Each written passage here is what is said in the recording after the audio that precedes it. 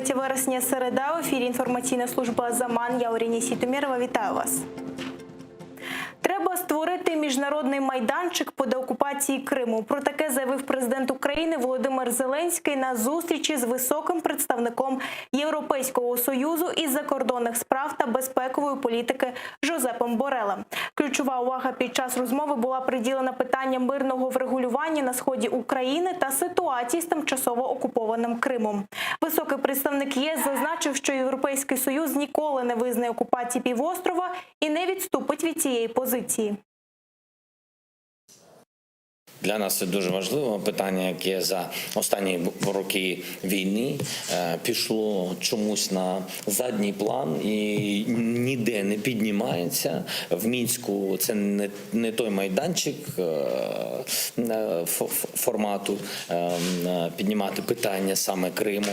В нормандському форматі Україна піднімала питання Криму, але ми розуміли, що там діалогу з цього питання не було. Тому для нас це ключове питання, щоб з'явився постійно діючий майданчик, на якому піднімаються питання, перш за все, гуманітарне питання, питання прав людей, питання українців на території тимчасово окупованого Криму, питання взагалом повернення нашої окупованої території.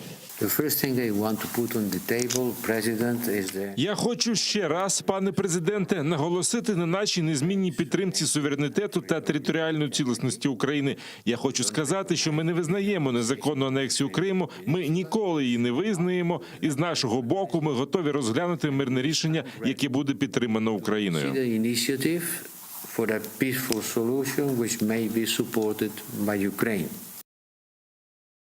У Криму окупанти затримали 2 чоловіків. Їх підозрюють у тероризмі. Першого силовики затримали 19 вересня. Відомо, що це 22-річний громадянин України.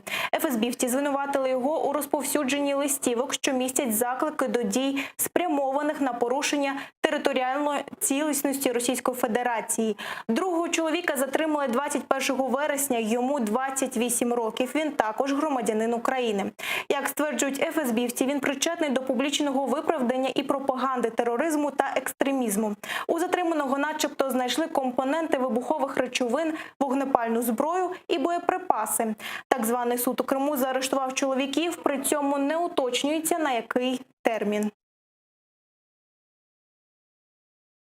Справа за одиночний пікет. Окупанти відкрили адміністративне провадження відносно Венери Мустафаєвої, матері політв'язня Сервера Мустафаєва. Вони переслідують її за одиночний пікет, на який жінка вийшла 15 вересня. Напередодні оголошення так званого вироку її синові і ще 7 кримським татарам, яких окупанти незаконно звинуватили в тероризмі. 16 вересня фігурантів 2-ї Бахчисарайської групи засудили на терміни від 13 до 19 років, нібито за спроби захоплення влади і причетності до забороненої в Росії партії Гізбут Тахрір. Венера Мустафаєва виходила з плакатом «Розмови в мечеті – не злочин. Поверніть мені сина». Силовики склали на неї 2 протоколи. Один за те, що жінка не повідомила про свою акцію, а другий за те, що вона нібито порушила правила карантинного режиму, введеного через пандемію коронавірусу. За це їй загрожує штраф від 1 тисячі до 30 тисяч рублів або громадські роботи і навіть арешт до 10 діб. Адвокат Лілія Гіміджі назвала незаконними дії силовиків. Одиночный пикет не требует каких-либо уведомлений, так как данный пикет проводился без сборно-разборных конструкций. Одиночный пикет, он не несет самого главного фактора массовости, поэтому говорить о нарушении режима повышенной готовности здесь не приходится. Я вижу, что это просто опять-таки идет такое давление на нас, опять-таки хотят просто, видимо, припугнуть нас, чтобы дальше люди не выходили, чтобы, люди побаивались. И они сами, конечно, не до конца понимают, что вообще происходит, и сами они до конца не, вроде бы, не осознают, что это все правильно. И сами понимают абсурдность этого сегодняшнего мероприятия.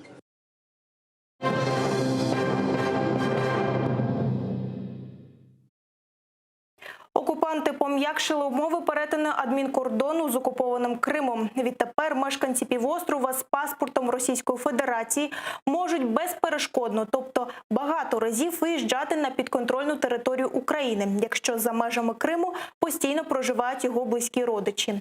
Раніше поїхати до родичів через карантинні обмеження можна було лише одноразово.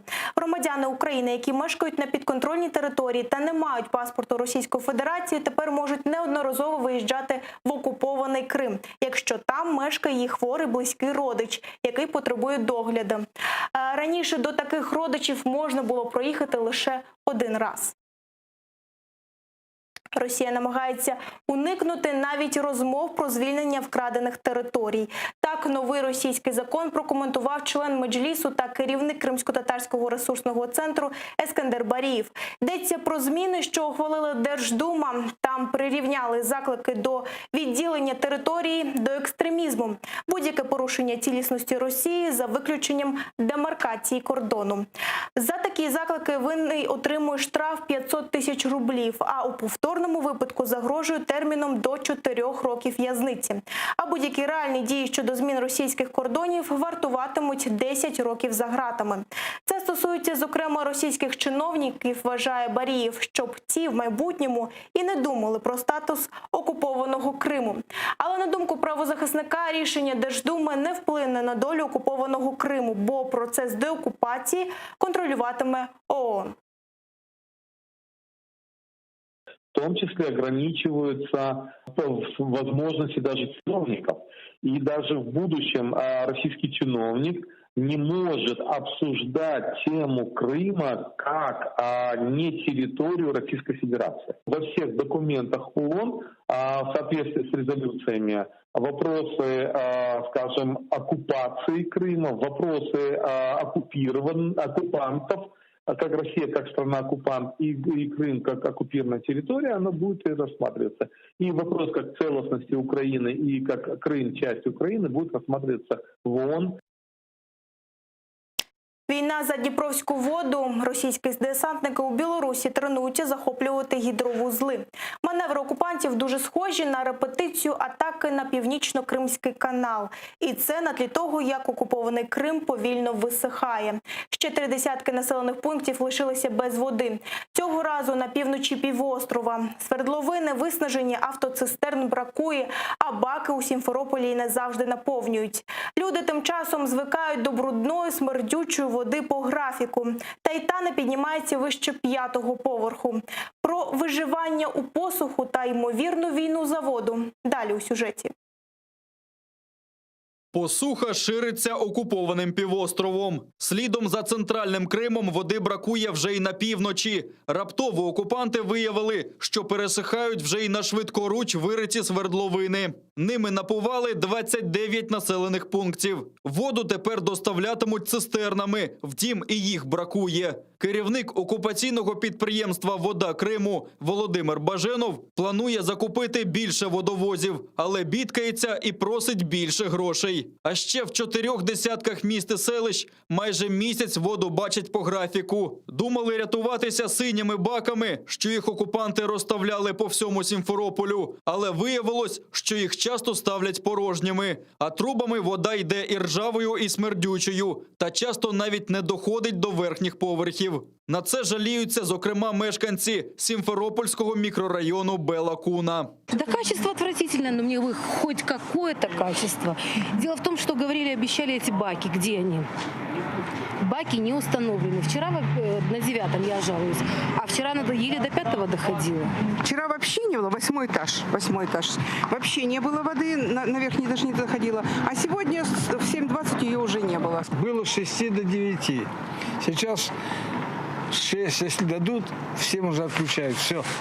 И струечка такая, что, извините. Тоже грязная. Грязная вода идет. Уже стараемся так, чтобы слить ее, потом уже набираем там на питание. Окупанти витрачають сотні мільйонів на будівництво водогонів. Так, щоб наповнити спорожніле Сімферопольське сховище, воду перекидають з Білогірського. Але це не має ефекту, каже голова ЦВК Курултаю Заїр Смедля. Вода випаровується або просто всотується в суху землю. власти Крыма делают все, чтобы эта проблема была еще глубже, еще шире. То есть это, с одной стороны, увеличение количества населения Крыма, строительство новых домов, увеличение количества присутствия здесь и военных, и силовиков. Они же все тоже потребляют воду. За рахунок прилеглих сіл рятується окупований Севастополь. Вигадали відбирати воду з річки Кокоска, що тече приблизно в 60 кілометрах від міста. Такий порятунок від спраги оцінили не всі. Мешканці села Соколине навіть вийшли на протест. Если говорить про Кокоску, мы все лето в ней моемся, просто банально моемся. Купаю детей, стираю вещи. Просто привожу детские вещи и стираю там хозяйственным мылом. Речка нам очень нужна. Вот мне просто она нужна, просто насущно. Там Бельбекская долина еле-еле-еле. Почему? Потому что там в Верховьях забрали до южного берега. Если здесь заберут еще для Севастополя, значит, все остальное до самого моря, значит, это в перспективе мертвая зона. Як напоїти Севастополь, вирішують на найвищому рівні. План перекинути воду з навколишніх сіл схвалив навіть особисто президент Росії Владимир Путін. На це не пошкодував майже 4 мільярди рублів. Рішучість і квапливість окупантів зрозуміла. Поїти треба не людей, а окупаційну армію. А Чорноморський флот має й надалі тероризувати акваторію та погрожувати Україні та НАТО.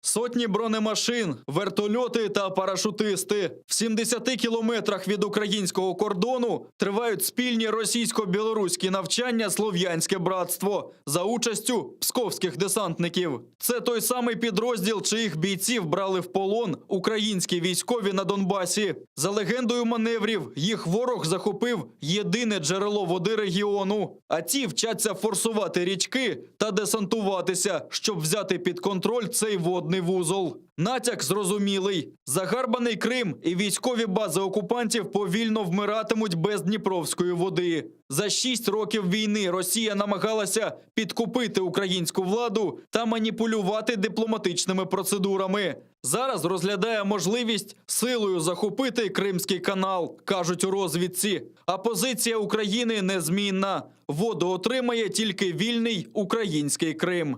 Владислав Стужук, Заман, АТР. Це все на цю мить. Вже за кілька хвилин ефір продовжить моя колега Гульсум Халілова. А о 21-й дивіться Заман кримсько-татарською Шевкетом Наматулаєвим. Будьте здорові, до зустрічі.